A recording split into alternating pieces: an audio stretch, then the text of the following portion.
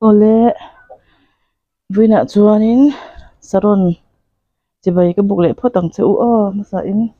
oi boite lok oi te lo her ho hur hur me boite i saron na changkara aron pardan hi lo mu chu ka du a he in mu ang hian saron hi in munga he kerela petal si na jok khani a kerela var elan pani chau hi ron par ve ve a chuan he hin mu ang hian hi a hna hi kabal lem lo ni chu ase saron then khat hi mi za sang sang an nei ka ti to kha an dan sang sang hi nom ve a hi chu a hna bal vak po hian ngai lawa i omzia chuan an hna chang hi in huang tro hi ngor o hna chang an nei ta a hi tiang hi an hna chang ani ta ni hu hna chang kha om ta a hu a chi ba khan engma ron lor lo ta ni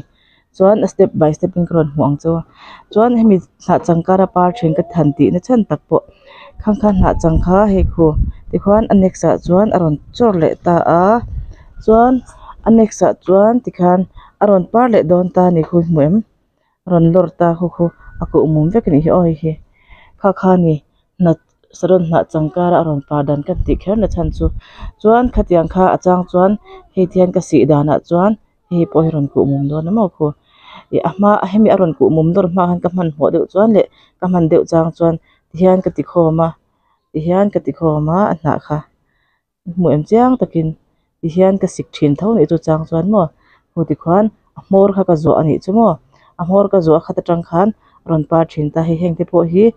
i aron ala hna chang ta la ron lor lo ta ni heng ho hi chu hian ka ti khoma ka sika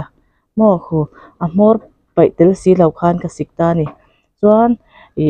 ti khan ka man chuan entin nge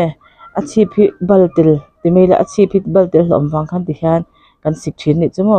bal tur le si tur kha kan sha thiam theinan hei heng te chu a mor ti tel hlom lo ta ti hian kan bal menga khatiang khan entin nge bal tur le si tur te ron zo tho kha chuan i kha kha ni saron hna changkara ron par thin ho chumo khatiang khan hei ti hian a in rual ta then chu he chi pa hian aron par dona hian ku mum sep sepa saron hna chang khami kara khan aron par sep sep don ni chu khumo ti khan kho moem kha kha chuan heng ho kha chu ti hian ka sik thina a mor a chip bal tel ka hlo wang hian mo then chu si tur te then chu bal tur ten oma e a chip aron par tur kha chu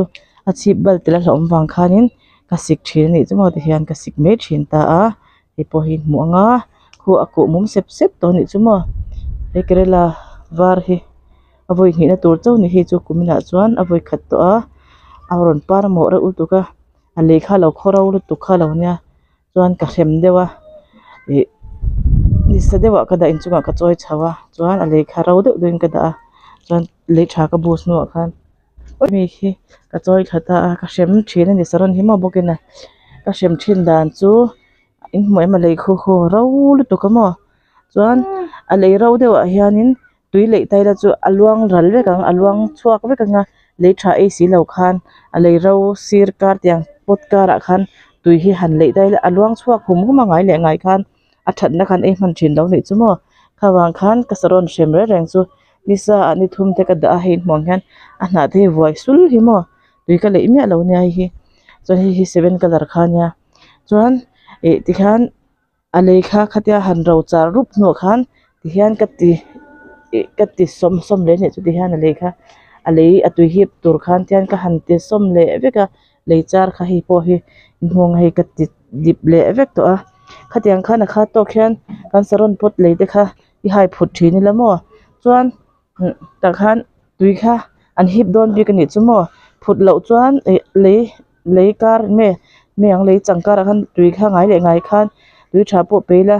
ya alwang chuak vek ani chumo khawang khan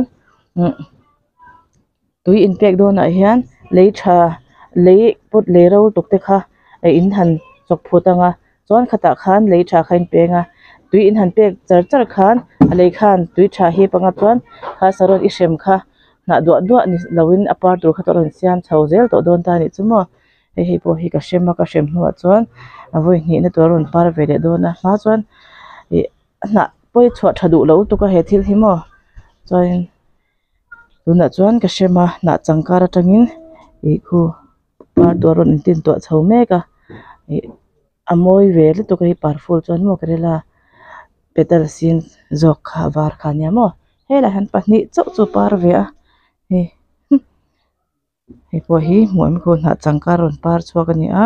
tikhan he azik si om nual boka sik nual boka he tihan hangkara khan ron par le neu neu do na chu chu ana changkara hian intinge saron thi an par katia chuan karon entir lok chawa na changkara an par dan thamo he in hmu chuan in hmu thiam em o hei chu engmah la par tum lo ma se khang te chu sik ula in du le in sikanga na kha ki chu ko sik khan to lo ni chu mo chuan na pe ve ten ngai ve ni saron chu do the ten ngai ve a par ful tur chuan khoi pe ten ngai ve chu ko se ang khan a le te khalo chau phut ula le tha hiap tur khan in lo siam manga a le chaw phut hi poi mo em ka te ni sa da tan phei chuan nisa ngor ngor shem kha an thatna anin ngor ngor chuang lo ta nisa le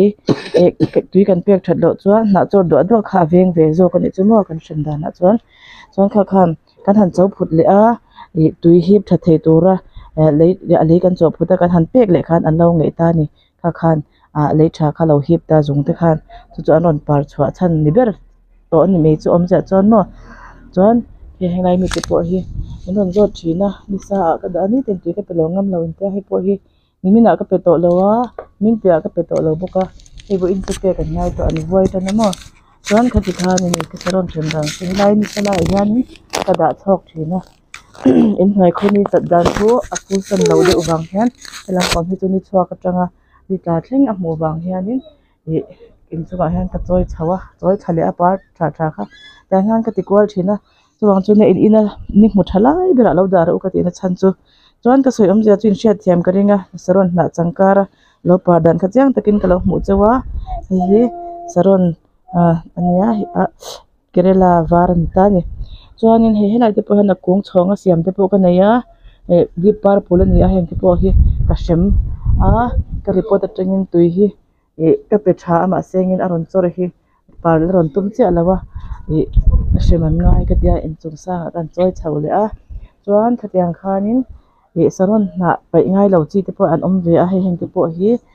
magenta na ro na rang ni a hi te po hi na hi pai ngai me lawa karon sei zoi to a he hi chu a mor hi bukrual em ni mo a mor hi bukrual em a chuan khata khan hi a mor a hian tiang a hian aron par do ni a bial moi do na filor engma om lo ni chu mo chuan magenta ho chu an mi zia hin ang hloma magenta tho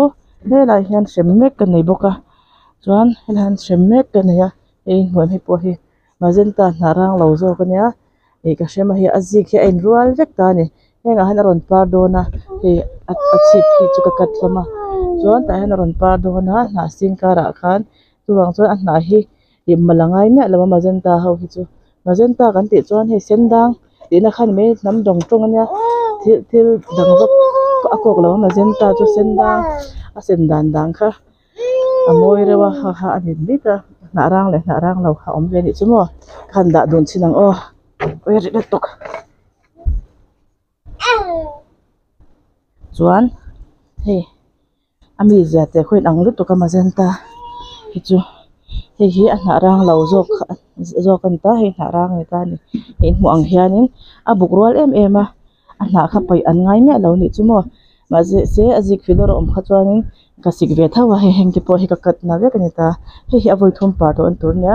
he po hi avoi thum par to an tur nia he tuna hian aron in tin to a tha em ni a buk wala chung chu karon thil pa le chewa na pai ngai chi te pai thor reng ngai lo te zik si lu tu ngai lo chi te po kha an om ve tho ni chumo chu ka lo hril chewa ka hrem thin dan ka lo hril bok chewa in lo ti ve du ta ka in zawa in lom thu ka hril le chewa ka channel te min lo ngai thut saka min lo en sak char tu te comment lama te po zo du te po in nei chuan lo zot zel ula ka hriat le ka thiam dan ni chuan kan in chang ve zel anga engma kha ron tharung lo ula saron moi tak in nei kha ka du ber ni chu ka lo soi le thei ni se pramuk kha ta hian fen hi ka da to a ko eng phut ko chuan ka lei cho phut khang ka hrem hawa khan tian ka lo lei don ta ni kalau le anga tui khaluang tlang lawin luang tlang lawin ka ti om zia chu voi le khata luang chhuak rup lo khan a le khan a hip don ta zoi muangin chuan tui kan pek hian nge taka pek thin hi a tha a ti khan ni lo chuan le chang deuh ni chuan tui kha dai in voi le khata khan luang chhuak mak ro zela pot kar vel le kara khan chuan chuan hetia an chaw phuta leia leiti hu to ka kan pek kha an nei bik em mai ni mo eng anga tui tha ti mena tui tha le tha kan pi ke po pela a le hip si lewa an luan rel chuan omzi am don lo ni chu saron tan khan ma se khatia a le I chaw phuta tui I pek kha chuan effective don bik em mai ni chu mo chuan kha kha anon that pui chho ta mai ni tui tha le tha kan pek na na kha chuan chu ni kan in boost dan chu mo kan in shem thin dan chu chuan an chaw phut pop popa tui kan le a tui khan lo hip ta a an lo nge em mai ni chuan saron moi deuh kha kan lo nei to mai ni khani le phot ro se voi na tan chuan bye bye le vek ule